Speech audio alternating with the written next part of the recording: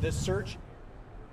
All right, guys, we do have this event kicking off. Here is our Arizona governor along with his health officials on the latest COVID-19 update in the state.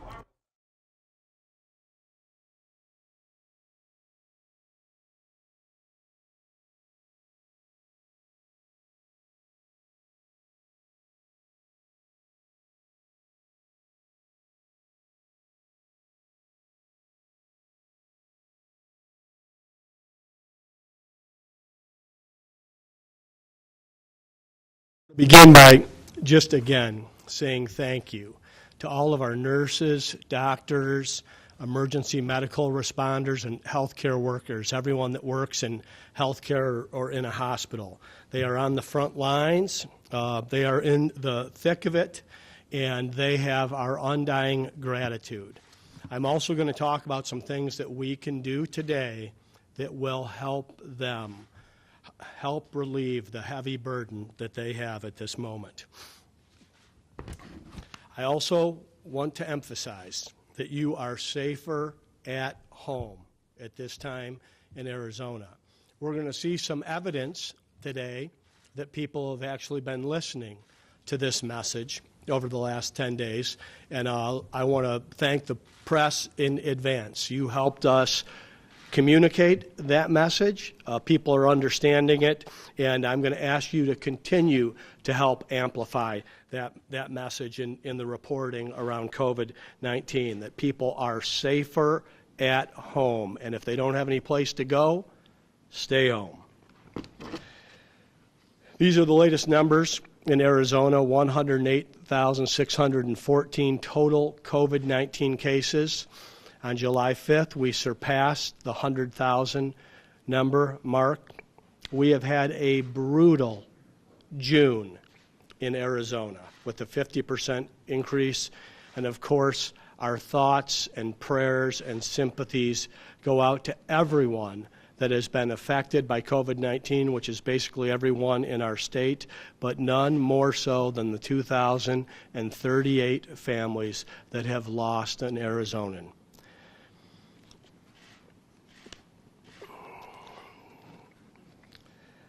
These numbers are going to show where we are and also where we're making some progress and what our opportunities are in Arizona right now. Our COVID-like illness continues to increase inside of emergency rooms. COVID patient use is up, and so is the percentage of positive tests. So we see increases across the board. I'm going to take you through the metrics quickly. I think you've heard some people incorrectly say that this is like the flu. If you look at the gold line, that is the flu, that's influenza. It's behaving like the flu does. COVID is different, and it is on the rise in Arizona in terms of surveillance. I do want to point out that if you look at what has happened over the last week, we see our first flattening and slight decrease. These are our COVID-19 cases by day. A lot of information on this chart, but I want to point out a new metric that we added. That's when the stay-at-home order ended. So if you think back to the beginning, and we've all been dealing with the coronavirus for some time, the emergency order was put on March 11th. Our stay-at-home order ended on May 15th. If you look along the way, we never had much of a rise in cases. After the stay-at-home order, we had a couple of weeks where there was not much of a rise in cases, and then you see a rapid increase in cases throughout June. These are our percentage of positive tests. The blue is the amount of tests, so an ever-increasing amount of tests, and we need more. I'll talk about that. Again, look at when the stay-at-home order ended. You could see that we had weeks of decreasing positivity in our tests, and what we have had since are continuing weeks of increasing positivity. So our positivity is way too high.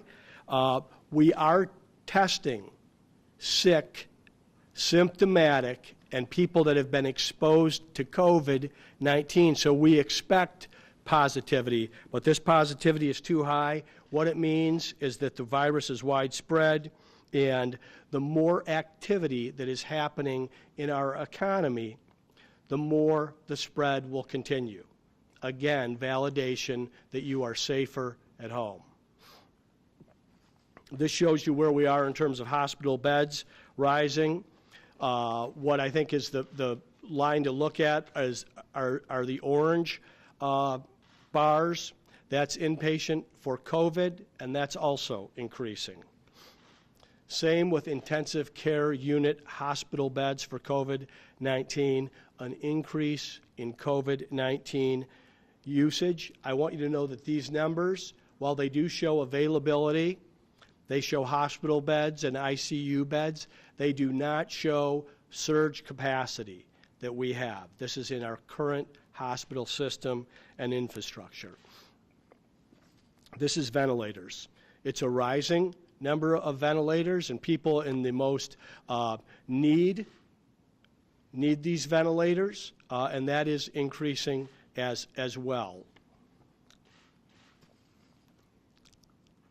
This is our testing by day. You can see an ever-increasing amount of testing. This is the same numbers, but we're showing it in a different way. You can see the surge by the height of the testing. That's on the weekends, and then you see the decrease during the weeks. Over 841,000 tests have been completed in the state of Arizona. 418,000 in terms of diagnostic, and 188,000 plus in terms of serology. I think everyone's become familiar with those terms. One tells you if you've had the virus and since recovered. The PCR test tells you if you're sick today. We've taken recent actions to slow the spread, which is necessary in the state of Arizona. 10 days ago, we prohibited large gatherings. I want to thank our local leadership, mayors and county supervisors, for the local mask ordinances and the cooperation of Arizonans in following those mask ordinances. They make a difference in slowing the virus. We paused operations on gyms, bars, nightclubs, water parks, and tubing, and delayed the first day of school. And by and large, we've seen compliance. There have been outliers, but by and large, compliance across the board. So let's track the results. Are these decisions, are these actions having an effect in Arizona? And let's look where we are today. One thing I talked about 10 days ago was the R0 number. That's the average number of people who become infected by an infectious person. It's a way that epidemiologists measure how quickly the virus is spreading. 10 days ago, on June 29th, our R0 in Arizona was 1.18. And if you look, I think on your screen, it would be the far left. I want you to also see that Nevada was in a position with the highest R0. You want your R0 to be below 1. That's the objective. Arizona was at 1.18, and Nevada at that time had the highest in the nation. 10 days later, Arizona's at 1.1. Yesterday, we were actually at 1.08. Okay, so we had reduced it 10 basis points as of yesterday. Today, it's up 2 basis points. So dramatic movement in 10 days and over the 10 days that were the 4th of July weekend, a time when probably many people found it difficult to restrict activity or to stay home. But I want people to know that their actions and their decisions can affect the spread of this disease. And let's take a look at where Arizona is in comparison to others that are out there. The reason I called out Nevada was 10 days ago, they were at the far left side of the graph. They've made dramatic progress in the last 10 days. I talked to the governor of Nevada yesterday, comparing notes on actions and decisions that we were making. We both want to work as hard as we can to get this number below 1. It will mean that the virus is truly spreading and reducing. And you can see where some other folks are on the line. If you go to //rt.live, that's the website at the bottom left of the page, you can see where every state is and drill in specifically on Arizona. But the goal here is to be less than 1. And the decisions that we're making are to slow the spread of this virus so that we can protect the most vulnerable, so that we can care for people, and the best way to do it is not get it and not spread it. Let's take a look at some information and data on Arizona. Now, this is how the number of cases have changed over the last week. To simplify this chart, red and the more dark red, or bright red, I should say, are hotspots. Orange is also rising, but less so. Where you see blue, it's decreasing, and where you see yellow, it's stabilizing.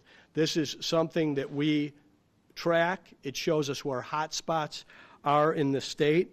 We are seeing some stabilization, but we need to see a decline across the state. If there was a takeaway on this graph or chart, in addition that we have made some progress in the last 7 days, it's that no county in Arizona, no matter how rural or how sparsely populated, has been spared. Of course, different counties have been in a different situation, but this has affected every county, all 15 in Arizona. Now let's look at the newly reported cases by day in the state of Arizona. And you heard me talk about the stay-at-home order ending in May. And if you look at this graph, you can see where mid-May is and where our number of cases are. The stay-at-home order was lifted on May 15th. And for 2 weeks following that, we were flat. And then there was a rapid rise of these cases in June. Now, I want to point you to 10 days ago when we put these actions of shutting down bars and gyms and tubing and other things. You see a flattening. You see a plateau and even a day or two of decrease in cases. This is encouraging. It's encouraging that the actions can have a result and further actions can have a greater result. So try to hold this graph as you can, if you can, in your mind's eye and see that in Arizona, our rapid increase was in June. And let's compare that to the nation. In the United States, we were seeing a decrease through May and through June when Arizona was seeing its rapid increase. What you see for the country in July is a rapid spiking and increase of these cases. It's possible that Arizona was the front of that wave of increases in these cases, and the actions that we're taking can lead the way for our state to navigate forward. And you don't have to take it from me. I want you to take it from Dr. Deborah Birx, who was in Arizona last week. Arizona does have 3 counties that we're tracking very closely, the largest one being Phoenix and Maricopa County. The 7-day average is showing some flattening, and we find that encouraging. We're hoping that it heralds a stability in Arizona that at least plateaus their curve. I just got off a conference call with Dr. Birx and Dr. Christ at 1:30 today. I want to thank Dr. Burks for the time that she spent in Arizona. I want to thank her for what she shared on the model that she's working of and the actions that we're going to take today. She found encouraging as well. I also want people to know that I hear the criticism, and I know that there are differing opinions out there on how Arizona has handled this virus. And I want to make a commitment to the people of Arizona. My decisions are not going to be influenced by any attempt to please the press, and they will not be influenced by politics in any way. Everything we will do going forward will be to protect and promote public health in Arizona. I've talked about protecting lives and protecting livelihoods. And when in doubt, we will err on the side of protecting lives and proceed with caution. So let's look over the last 2 weeks how the cases have changed in Arizona and across the country. And again, the more color, the more trouble. The more bright red or fire engine red, the more dire the circumstances. Over the last 2 weeks, Arizona's map looks a lot different than it did 3 weeks ago. So we are seeing some better results. We need to see more, but the actions that we took 10 days ago are making a difference. We need to increase this difference. One thing Dr. Burks said is that we should think of this in terms of getting out of the zone that we're in right now as a 2 to 4 week event. Okay, so this idea of really pressing, this idea of striking a message that you're safer at home, this idea of finding all kinds of excuses to stay at home, is a 2 to 4 week event, and we'll continue to measure the progress and make decisions as necessary. Now, across the nation, 45 states are seeing an increase in COVID-19 cases over the last 2 weeks. The virus is spreading, and of course, we know that it's spreading in Arizona. COVID-19 remains widespread in the United States. Cases are rising nationwide, and no state is spared. So the decisions that I am going to make are going to be reflective of Arizona and Arizona exclusively. And of course, I take into account other decisions that folks have made, best practices, information that they would have. In addition to Governor Sisolak, yesterday I had a discussion with Charlie Baker in Massachusetts, Larry Hogan in Maryland. So there's a lot of discussion on folks that were hit first, hit harder than we were, and before we were, things that we can do to get our arms around the crisis as quickly as possible. So there are continued sacrifices that are needed. Someone sent me a meme a few days ago, and it showed a bunch of infantrymen storming Normandy Beach. And it basically said, our grandfathers stormed Normandy to defeat the Nazis. We're asking you to stay home on the couch and watch Netflix. Don't screw it up. So it was a momentary, funny issue in a time of real seriousness. But there really is nothing that you can do that will help more than staying home. This idea of sacrificing is really a mindset. And if you see it as helping other Arizonans, helping our state, helping our country, helping our healthcare workers, putting our kids in a position where eventually they can return to school and that we can protect the maximum amount of people and protect the maximum amount of livelihoods. There are strength in numbers along with the informed actions that we can take. So let's talk about the additional actions that we're going to take to slow the spread. And like I said, I hear the differing opinions and listen to the criticism as well. These decisions have not been made willy-nilly. These decisions have been targeted at large group gatherings and places of higher risk.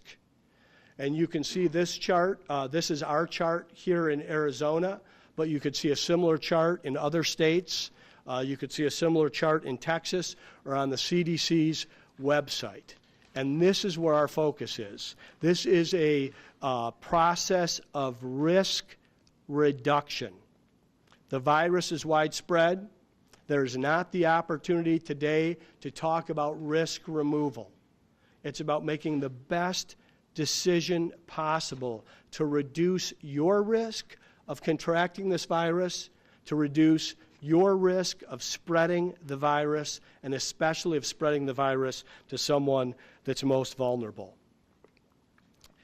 Today, there's a new executive order that will limit indoor dining to less than 50% occupancy. Occupancy is set by the fire code.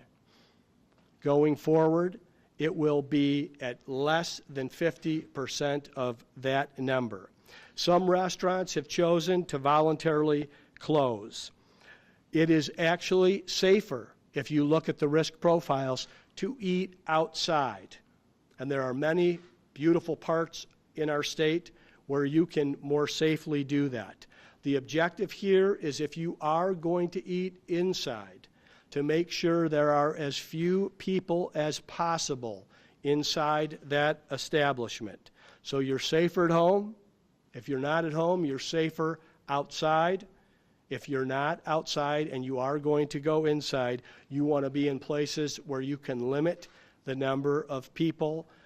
This executive order is going into effect in consultation with the restaurant industry. We had discussions with leaders and influencers in the industry, and I want to thank them for their input and eagerness to do the right thing.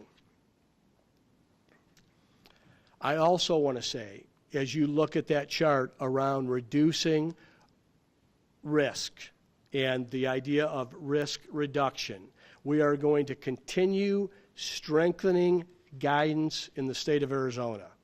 I know most of the folks in here that have worked with me over the last 6 years know my love of free enterprise and free markets and Adam Smith. In a pandemic, in an effort to protect lives and to protect livelihoods, to have some balance out there in our economy that allows it to operate, we will be more prescriptive in our guidance going forward. And we will ensure and work with others around enforcement and accountability in all our industries. And I want the leaders of our industries out there to know that we want to work with them. I am confident on some of the decisions that we've made that we will be able to make decisions in the future that allow different businesses to operate, but they will operate more safely as we navigate through this public health crisis. There's just no other way around it if we want to protect both lives and livelihoods and have some balance and operation in our economy. Also, we are going to dramatically expand testing in Arizona. I want to thank President Trump and Vice President Pence for their attention to the state, for the resources that we're going to have being brought to the state from FEMA. This is a result of direct conversations between myself, Dr. Christ, Dr. Birx with the Vice President last week. We are launching Project Catapult to dramatically increase testing in Arizona. This is a partnership between Sonora Quest Laboratories and others in the private sector with Arizona Department of Health Services. This will be an exponential increase in tests and processing tests. We will be at 35,000 tests by the end of July, 60,000 tests per day by the end of August, and we will have increased lab processing capacity, which will give us results much more quickly. So you saw where we are in positivity today in Arizona, and we are testing sick, symptomatic, and people that have been exposed to COVID-19. I also want to remind you that we had weeks in May and June where we actually didn't hit capacity of testing because we didn't have the demand for testing. Today, demand is through the roof. And I know that people not only that are sick or symptomatic or have been exposed, that everyone wants to get a test. And we want you to be able to get a test. We believe working with these private sector partners with this dramatic increase in tests, we'll be able to broadly expand our testing this month and next month to achieve those objectives. And that also gives us information of who is sick in real time when they were asymptomatic or didn't think that they had it. And then they can quarantine for 2 weeks, and again, it goes to reduce the spread. We're also going to expand testing in partnership with the Centers for Disease Control and partner with Health and Human Services to offer free COVID-19 testing, up to 5,000 tests per day. Our focus is going to be Maryvale and South Phoenix with 12 days of surge testing, and I believe Major General McGuire is going to comment more on the specifics of this, but we're hopeful to start this next week in Arizona. I also want to thank our university partners, and today specifically Arizona State and Dr. Michael Crow. The Department of Health Services is going to partner with ASU on a free saliva-based COVID-19 testing, painless. All you do is spit into a capsule and the test is done with saliva. There's no need to pre-register for an appointment. It's free. The first drive-through will be Saturday, July 11th in the West Valley. We're going to add additional sites and days, and this will be ongoing over the next couple of months. So thank you to the researchers and developers at the university, and this testing begins on Saturday. We're seeing some progress in Arizona. We need to see more. We simply can't let up. If we will stay at home, if we will make safer decisions, if you need to do something and you go out and do it and go home, and we keep pressing, this is a good excuse to whatever series your friends have talked about on Netflix, to watch it or rewatch it, or pick up your reading habit again. But any excuse you can find to stay home will benefit the state of Arizona, will help us navigate through this, and I appreciate people for what they've done the last 10 days over the Independence Day holiday. If we can do that again over the next 2 weeks, we can be in a much different position than we are today and actually seeing a decrease in the spread of this virus. In addition to staying home, the things that you can do that make the biggest difference are to wear a mask. And I want to ask everyone to please wear a mask. Do it for your neighbor. Do it for your grandmother and grandfather. Do it for the nurses and the doctors and the healthcare workers. There is no better way to lighten their load than to put on a mask and slow the spread of this virus.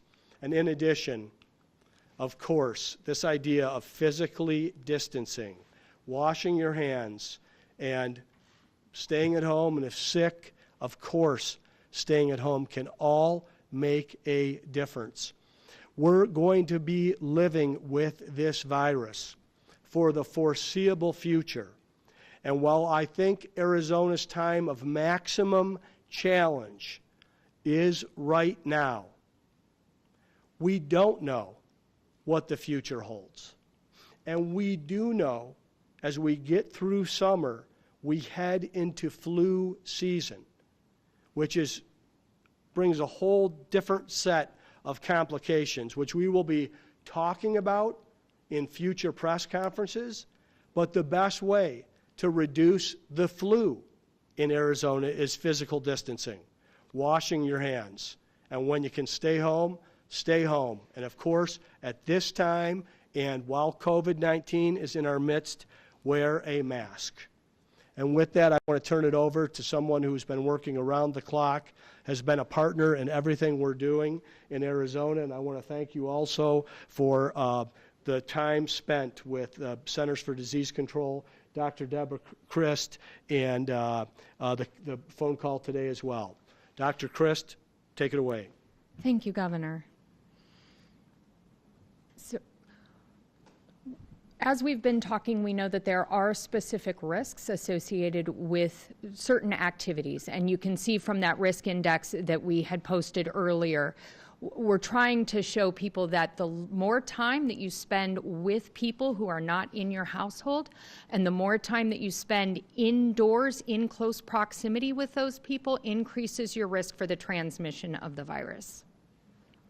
So again, every time you go out, consider where you are going, why you are going, and who is going to be there. The more people you interact with, the closer you are to them, the longer you interact with them, and if you're in an enclosed, non-well ventilated area, that is going to increase your risk significantly. So as everyone's aware, the department works very closely with our hospital partners to monitor the hospital resources that are available in Arizona. One of the things that we've identified as a need for our hospital is staffing. So our frontline healthcare workers, our nurses, our physicians, our respiratory therapists have been at this since March. We know that they have worked very, very hard. We are starting the Arizona Surge Line Staffing Initiative, which will be administering this initiative. We will provide at the cost of the state up to 20% of the staff needed to staff, or staff up to 20% of their licensed beds for up to 6 weeks for hospitals. That application has gone out to hospitals so that they can apply. One of the conditions is that they have to participate in the Arizona Surge Line and that they have to improve their data quality, but we're taking applications, and so that's a huge win for us. The other thing that we're looking at is post-acute solutions. So we know that there's a lot of people who get really sick from COVID, and they may recover enough to not need to be in a hospital anymore, but they may need to be somewhere else besides going home. Maybe they live with somebody who is high risk. Maybe they still need some ongoing care.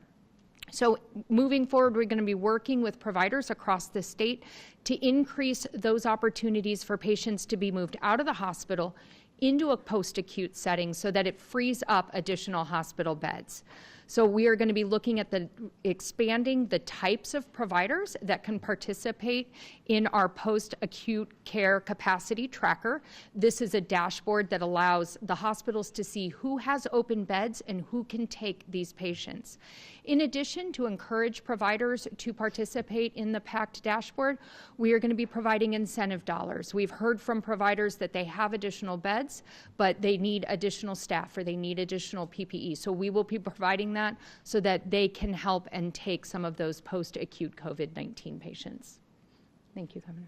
Thank you, Dr. Christ. I really appreciate your hard work, and someone else who's working very hard along with the brave women and men of the National Guard and the DEMA department. I want to thank you, General McGuire, your participation last week with Dr. Burks and with Admiral Polobchek, and the good work that DEMA is doing coordinating with the Federal Emergency and Military Affairs Department. Give us an update, please. Yes, sir. Good afternoon. Thanks.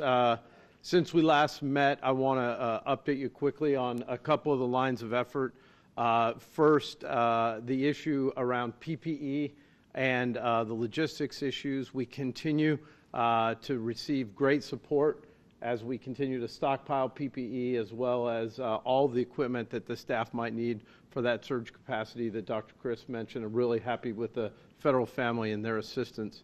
As it pertains to the second big line of effort is a task force med working with the governor's office, Dr. Chris, and the community on testing. Two specific things we're doing. Just this week, we sent many of our guard medics, have worked up on Navajo Nation doing mobile testing. We sent a team down to Tohono O'odham Nation this week to test a number of folks there on the Tohono O'odham Nation. And then next week, we'll be sending them to White Mountain Apache Tribe to do testing. On the community testing here in the more urban areas, we did receive confirmation today that there's going to be two things coming into Phoenix here specifically. The first are community-based test sites. These are walk-in sites at a CVS, Walgreens, or other type. It'll be free to those that register, not a drive-through setup. They'll be in 5 zip codes here in Arizona: 85008, 85031, 85033, 85035, and 85037. Additionally, the governor mentioned we're going to have a surge team coming in. Hope to have them here next Thursday. This will be a fully federally operated and funded by HHS drive-through testing site, similar to what we saw on the East Coast when this first started up. They'll have the capacity to do 5,000 tests a day. We've worked with the city of Phoenix to pick the 2 sites. They'll have those selections made hopefully by this weekend, and we'll help them with logistics and other things. But the federal government will do the medic staffing, the labs, and all the rest of the equipment that's needed to test citizens. And those will be drive-through sites for 5,000 a day for up to 2 weeks that we'll have those set up here in Phoenix. Thank you very much, General McGuire. I appreciate your hard work and commitment. And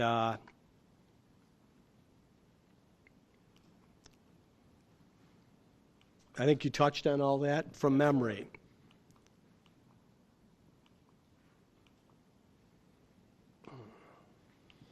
If we can put it to the last slide. So the last slide is, there we go. Wear a mask, the virus is widespread.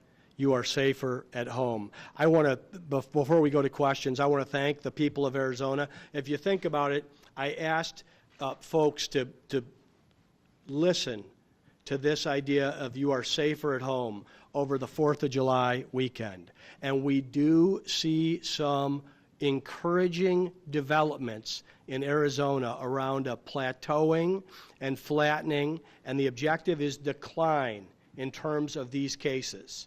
It is likely much easier for folks to find a reason to stay home outside of a holiday weekend. So it's not only been the people of Arizona, I want to thank the press and the media outlets. You've amplified these messages. There's strength in the numbers of people in Arizona participating. The more we can get this out there, in addition to the other news that will be reported, it will help everyone in Arizona. So thank you in advance. And with that, Patrick, let's go to questions.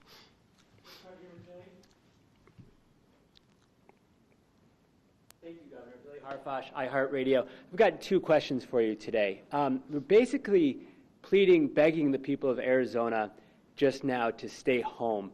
How close were you to another stay-at-home order? And secondly, on schools, I think moms and dads and teachers and kids are a little confused. Schools are supposed to be opened August 17th. I know you said politics does not influence your decisions when it comes to this pandemic. The president wants schools open. He's very clear on that. He wants kids in the classroom. What is happening with schools in the state of Arizona on August 17th? Okay, thank you, Billy. Let me answer the second question first.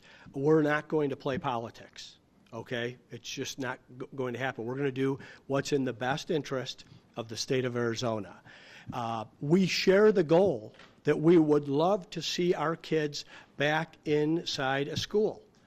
It's going to happen when it's safe, okay? And I've talked about this. It's got to be safe for our kids. Arizona's in a unique situation right now. I believe that we can navigate out of this situation, but we've got to work with parents and teachers and superintendents. Our decisions are being informed by them. What we do know is our children need an education. And we believe that the optimal place to do it is inside a school. If it's not possible, we can do a lot of this virtually. That's how we closed out last year. It wasn't optimal, but we are going to maintain an objective that we want a child to be smarter at the end of a school day than when they began the school day. And I'll be working with Superintendent Hoffman, superintendents, principals, parents, and teachers around the state to make the decision that's in the best interest of Arizona. On the first question, on how close was I to a different order, I always look at the different options of where we are and what the possibilities are. We want to do what will allow us to navigate out of the situation that we're in right now. We're seeing some results that reinforce that what we're doing right now is possible. Part of this is going to be around public education and public participation. Of course, local or statewide or county mandates can have an effect to a certain degree, but no matter what happens, we're going to be dealing with this for some time. So the better way to do this, if possible, is to have public buy-in to what is the more responsible decision. Not from Mount Olympus or some government entity, but by people in a positive, peer pressure type situation. And that's what we've seen a lot of over the last several weeks in Arizona, and specifically the last 10 days, and since we've talked about wearing masks and arming yourself with the things that have the best defense against this virus. Thanks, Billy.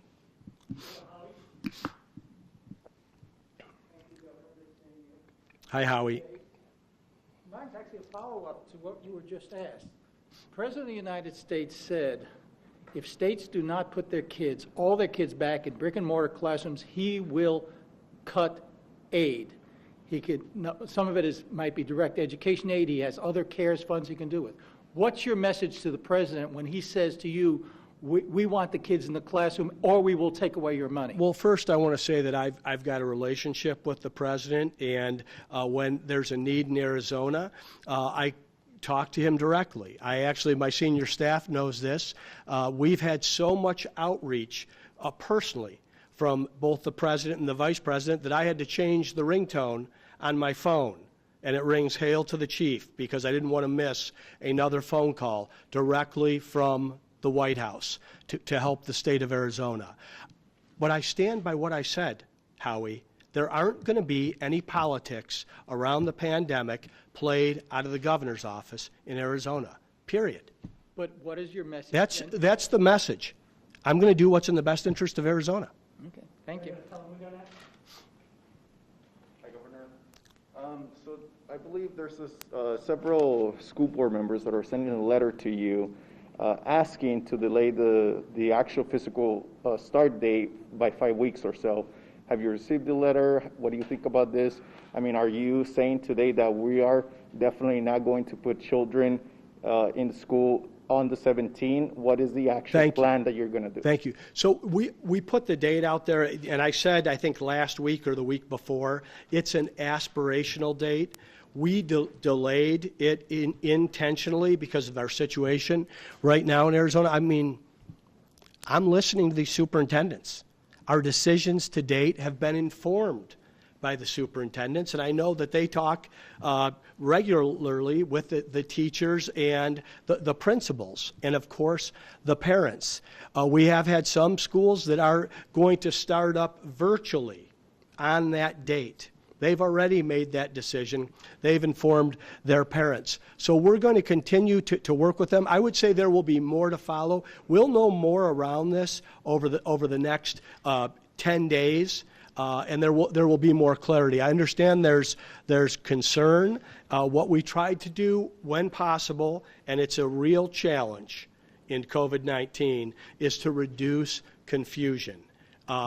The goal is to educate our children in the safest, most effective way possible. And I'm going to work with school leaders and parents to accomplish that. So should parents prepare to have their kids learning online at least for the first 5 weeks like they're asking? I would ask them to talk to their local principal on where their head is right now around this. Even while no county in our state has been spared, the situation in our state is dramatically different in 3 of 15 counties, and I'm going to be supportive of local leadership on the education issue with the objective of educating our children. Okay, thank you. Safely. We're going to Zoom for our next question. Lorraine Rivera from EZPM in Tucson. Lorraine, go ahead. Lorraine, can you hear us? You might need to unmute your mic there. There you go. Hi there, Governor. Thanks for taking my question. I have 2 for you today. One of them is, how many times have you been tested for COVID since this all began? And the other is, earlier today, the mayors of Tucson and Phoenix and several other local leaders have sent you a letter requesting things like statewide mask requirements. Have you already responded to those requests from them? Thank you, Lorraine. On the first question, I've been tested, I think, 3 or 4 times for COVID-19.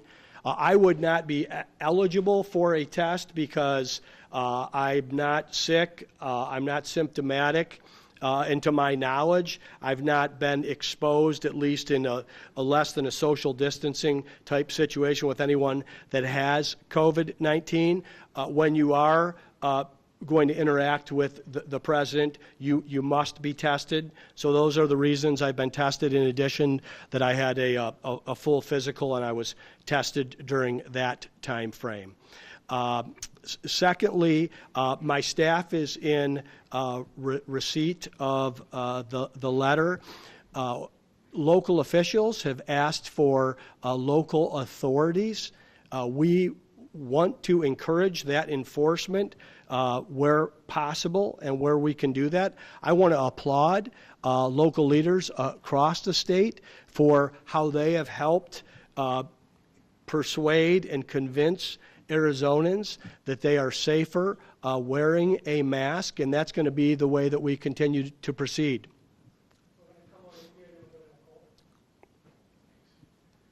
Governor, hi. Evan McMorris, Santoro with CNN. At the beginning of your statement, you said, if you don't have anywhere to go, stay home. And at the end, you doubled down on that, saying this is a time of maximum challenge. But in the middle, you said, feel free to go to a restaurant and sit in it if you want to. Is that a mixed message? It sounds like a mixed message to me. I think you can replay the tape. I didn't think I said that. I said, if you are going to go out, you can do that, head in that direction. I didn't say feel free. I prioritized that you are safer at home. If you're not home, you're safer outside. If you're not outside, you're safer in a place with fewer people. We reduced the capacity inside dine-in restaurants to below 50%. But in a time of maximum challenge, wouldn't you want to close them down entirely inside? That's what a lot of other states have done. Well, what I've said is that we want to protect lives and, to the best of our ability, protect livelihoods. And when in doubt, we're going to err on the side of protecting lives. Thank you, Tina. We're going to go to Nicole now. Hi, everyone. Hi, Nicole. Governor, it's been 10 days since Arizona has heard from you publicly. Access to you and Dr. Christ is nearly impossible. Why are you not communicating and giving more updates if we are basically the epicenter in the country? Nicole, I'm in front of the press often. It's not been 10 days. since you've heard from me. I was here 10 days ago talking about COVID-19, which was June 29th. I was in front of all of you on Wednesday, July 1st, as well, and it has been a holiday weekend, and as we had the announcements that we were going to make, there today, and I'm here today. I know when we heard from you with the Vice President, it was a lot of thank you. So it wasn't about COVID. We didn't get questions. Who are the scientists? That's not accurate. You asked the question. There were questions. Who are the scientists you are asking and listening to that say reducing capacity to 50% for restaurants, dine-in is enough?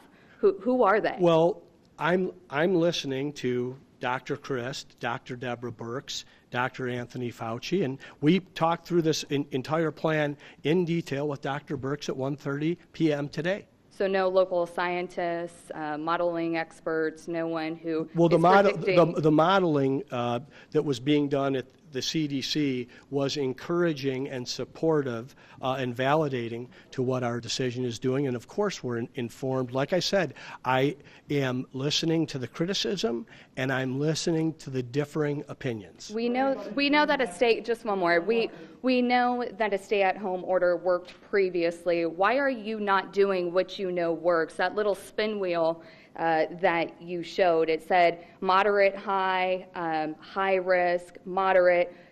In that, pools are in moderate. You shut down pools 10 days ago. So why are you not doing what you know worked before? I think what we did 10 days ago was to put enhanced guidance so that there weren't groups of 10 inside a pool, which is where we saw the higher risk. And what we've also seen is evidence that the safer at home direction can work, and we believe it can work, and we're going to keep pressing. We're going to take our next question from Zoom. Kate Davis-Young from KJCZ. Kate, go ahead. Hi there. Governor, you started by mentioning that more than 2,000 Arizonans who have died of this virus. It's obviously dozens more each day. Can you give us a sense of how many victims' families you've been in touch with and what those conversations are like? So the first thing I want to say is that my heart goes out to every family that has died in Arizona or across the country from COVID-19. And we want to do everything we can to prevent this from happening in the future. We know the virus is widespread. We know it's happening across our country and, of course, in our state. And we're going to continue to take those actions. Thank you. We're going to come back to the room over here, and then we'll go to Jeremy. Hi, Governor. Even with your executive order delaying the enforcement of evictions, more than 5,300 eviction actions have been filed. Come July 23rd, I'm pretty sure those are going to go up. $127 million in housing assistance has yet to be dispersed. There's so many people waiting for help. How are you going to make sure that come July 23rd and after, renters, property owners will not be removed from their homes?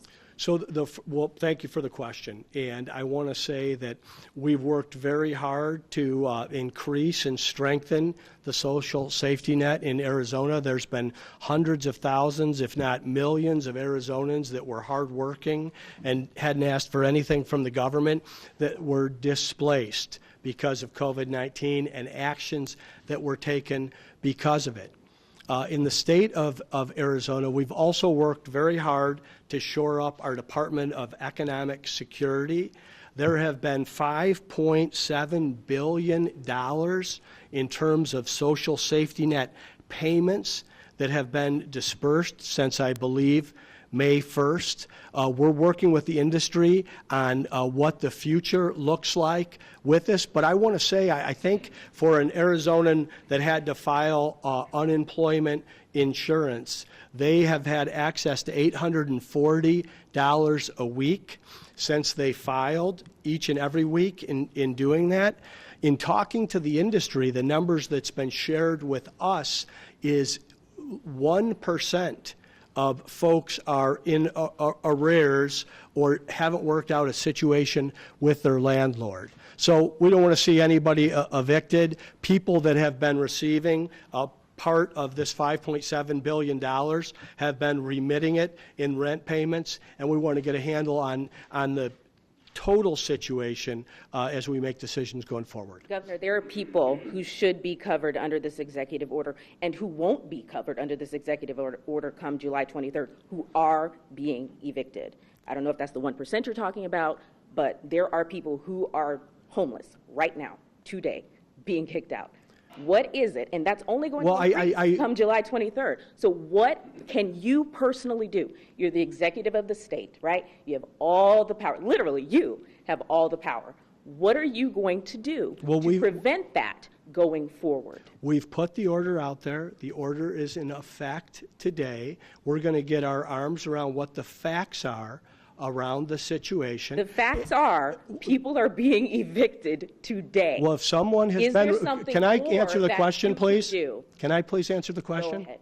Okay. If someone is receiving $840 a week in assistance from the government and not remitting that for their rent, that's not the right thing to do. I'm just going to stop you right there. This is the last time, and I apologize. Well, I think I've answered the question. There are tens of thousands of people who haven't gotten that $840. Those are not the numbers that we're receiving from the industry and individuals. These numbers say 100,000 people haven't gotten it yet. Jeremy from the mayor, please go ahead.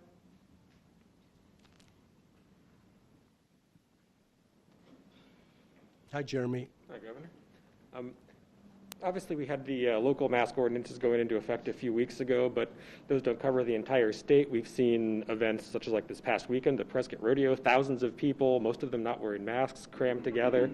Does that suggest that we need a statewide ordinance and that what's in effect now is just kind of a half measure? And similarly, the same thing with the restaurant closures. We've seen other states just ban in-person dining in restaurants. Is that a half measure as well, when a full measure is needed? So I want to just say again, I'm a big fan of people wearing masks. We've advocated for people wearing masks. We're using resources to help educate and put out public safety announcements around people wearing masks. The state's responded really well. I think it's somewhere north of 85.9% of the state has that. You have better compliance when you have local buy-in, and any mandate is only as good as the compliance and the enforcement that they have. I encourage all of our local leaders to have their citizens wearing a mask and help them understand that. But do events like the rodeo show that, where obviously people aren't enforcing that and there are no mask mandates? I mean, again, is that kind of a half and this measure? This is where, in terms of local decisions and then local enforcement, is so important to make things happen. And what we want to do is make the best possible decision at the proper level where it will have the maximum amount of effectiveness. And so far, so good with the mask mandates.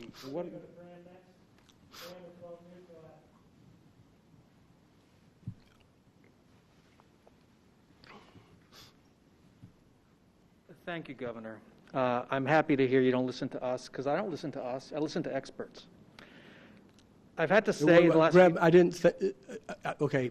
I didn't say that I don't listen. Whatever. That's... okay. I have to remind people from time to time that we live here, too. Everybody in this room lives here. We're journalists, but we live here. We care about this community.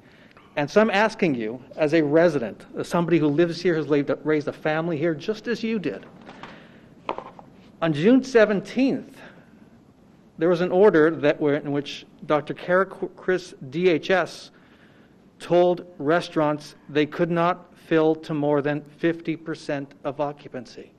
That was on June 17th. Today, July 9th, you put something up there that's described as a new action.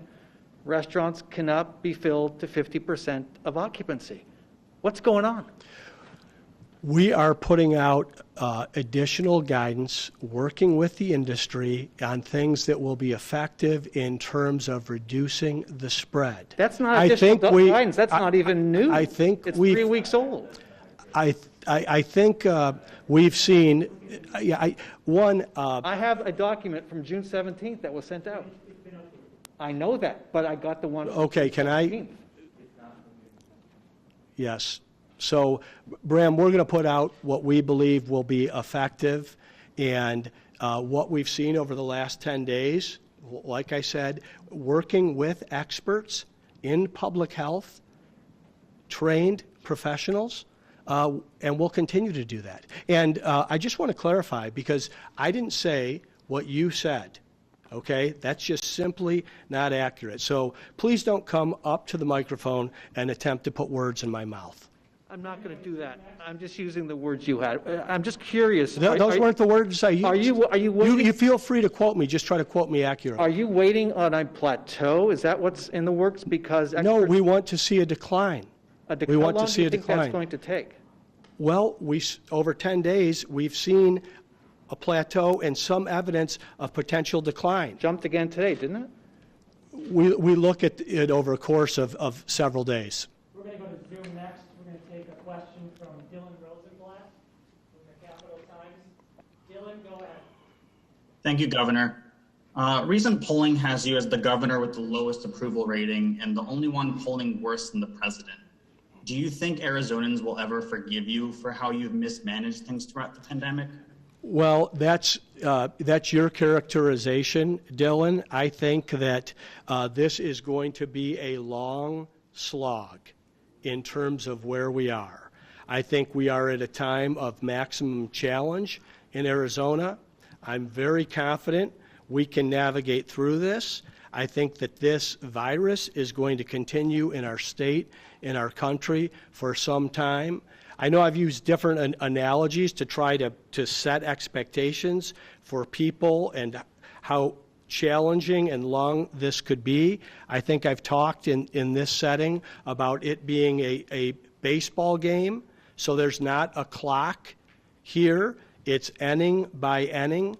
We are in the early innings of this virus, and it's you critiquing a team before we know what the result is. And I am confident, and today I don't think I could have been any more direct in laying out the brutal facts of our current reality, and also talking about the actions that can change our situations. And I'm confident on the other side of this, Arizona will come out healthier and stronger, and every state is going to have, or has had these challenges, or will have these challenges going forward.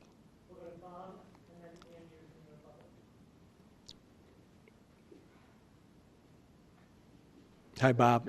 Yeah, how you doing, Governor? I appreciate you being in the firing line for a while.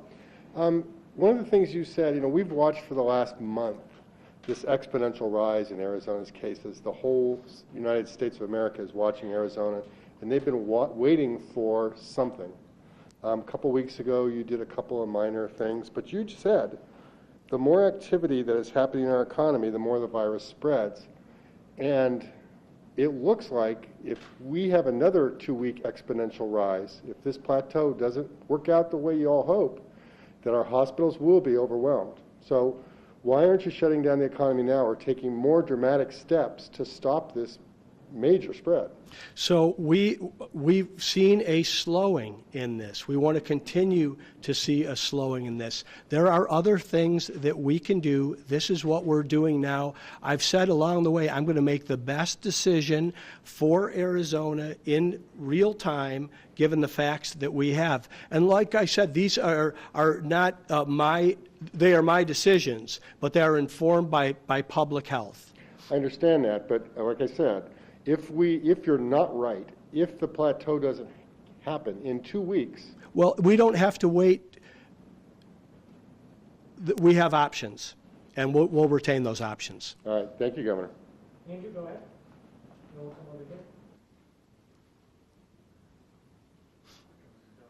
ahead. You showed today sort of putting in perspective kind of the rise, the stay-at-home period. So I want to step back and put that in perspective.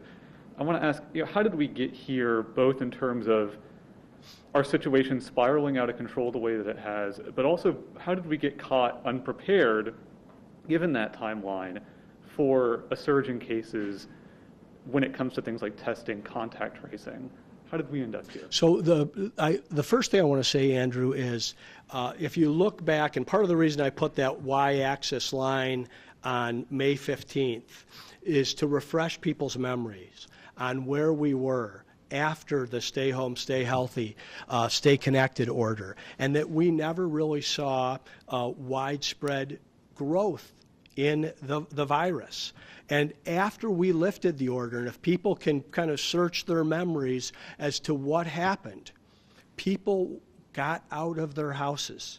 People won out. We did see a lot of the pictures and situations, and it, of course, is human nature. People had, for 45 days, basically stayed at home. And for 2 weeks, we still didn't see much of a rise. Now remember, the date 2 weeks after May 15th is June 1st. Now this is something we will know in hindsight. We won't know it today. That's why we just have to deal with the situation. And I said we're in the early innings. Can I finish answering? Much of Arizona, our urban areas, Phoenix, Maricopa, Tucson, and Pima, come inside as the weather gets hotter. And we'll see in the future, but right now, Arizona's inside with circulation happening and seeing the virus become more widespread. The rest of the country, by and large, is more outside and having a different situation than what they did. Basically, our situations were inverted with the folks that were hit first and hit hardest. We talked during that period, during the stay-at-home order, about using that time to prepare in terms of testing, in terms of bed capacity, and now here we are.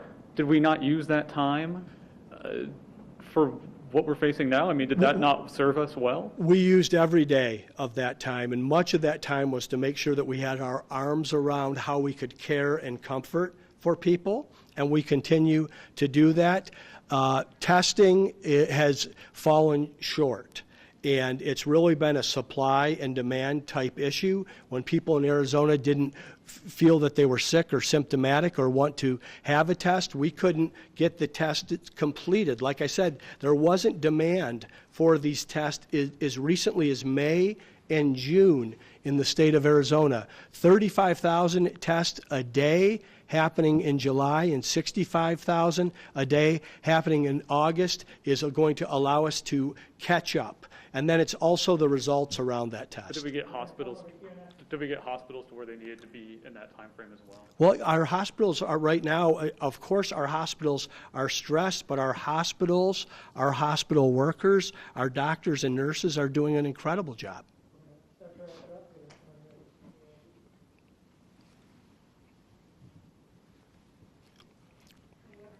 With Fox 10. So can you talk about your new executive order and what enforcement is going to be in place with that? I've talked to a lot of doctors in this past week, and they say there needs to be more enforcement as well as incentivizing businesses that are doing good things. You probably saw that letter. So if you can kind of talk about that. Thank you, Bailey. And I agree. And I hope everyone heard the question and heard that doctors are asking for more enforcement. And I've had local leaders that are asking me for more of a wide breadth around enforcement.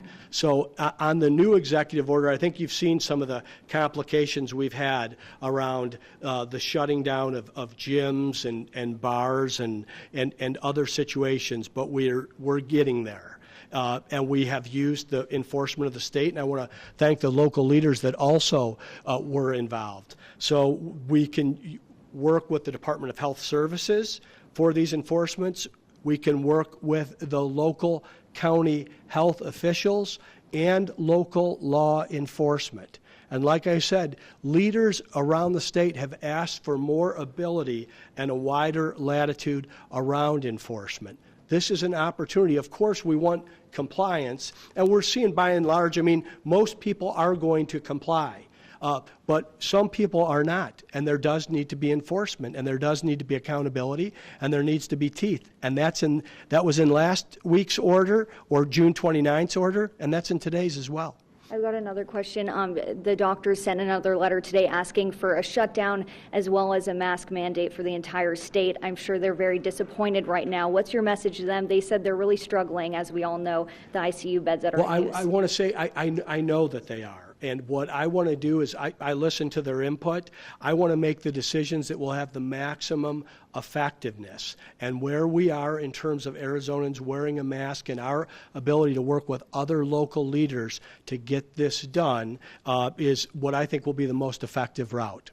Thank you. We're going to start to wrap it up here. We're going to go to Zoom with Nailia Leon from KTAR. Nailia, go ahead. Hi, it's actually Martha from KTAR. Governor, thank you for taking my question. Earlier in your presentation, you showed a chart that shows the risk of contracting coronavirus for certain activities, and eating inside a restaurant was in moderate high risk. You've just announced a 50% reduction in capacity. But what about the other activities shown in that category, that same one, salons, barbershops, weddings, funerals? Why is there no action there? Meanwhile, tubing has a lower risk than salons, according to the chart. Why shut down tubing but not salons? Casinos are the highest category, but they can stay open. How do you determine the criteria of what to keep open? There doesn't seem to be any consistency. And then finally, just to add on to the enforcement, how will you enforce the 50% capacity at restaurants, and what will be the punishment for those that do not follow it? So thank you, Martha. And I think you would see consistency if you look at the chart, you look at the highest risk activities, you look at the actions that the state has taken to date to break up large gatherings and to put people in a position where they're around fewer people. We're going to continue to do that. I would also say, I mentioned that we're going to have more prescriptive guidance on some of the other issues around that. And you'll see that will target and allow other industries to operate, but to operate more safely with that guidance. And I think I just answered the question around enforcement. We've got the fire code, we've got local county health officials, we have local law enforcement, and the order stands for itself in terms of what the punishment is, and then the accountability is at the local level. We're going to take one more question from Hannah Tiede from KOLD in Tucson. Hannah, go ahead. Hi, thank you so much. I appreciate you taking my question. Governor Doug Ducey, I know you said that testing residents at care homes, nursing homes was very important. I spoke with an 84-year-old man who was discharged from a nursing home here in Tucson, and he tested positive that very day for the coronavirus. I was wondering, where are we at with that effort to have nursing home staff and residents tested in Arizona? Thank you, Hannah. Dr. Christ, will you take that, please? Sure.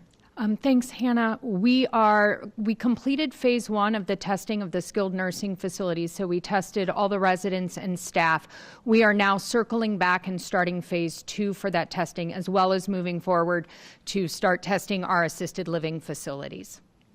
Thank you, Dr. Christ. And I also want to say, Hannah, my grandmother is in one of these facilities. I do hear some of these stories about people claiming that there hasn't been testing done. I know our testing's been widespread. I know among some of her friends when we had, was it the nasal pharynge or forensic testing, the very painful testing, some folks, including my grandmother, would refuse to be retested. We have the much less painful and uncomfortable testing going forward, and we're going to continue to target that and the most accurate, effective testing. Of course, we want to see that for everyone, but especially our most vulnerable. Again, I want to thank everyone for their commitment and participation. We are seeing some encouraging results. It is time to keep pressing in Arizona, and the best thing you can do is wear a mask. Make certain that people know that the virus is widespread, and by personal decisions, you can avoid contracting it. And remember, you're safer at home. Thank you.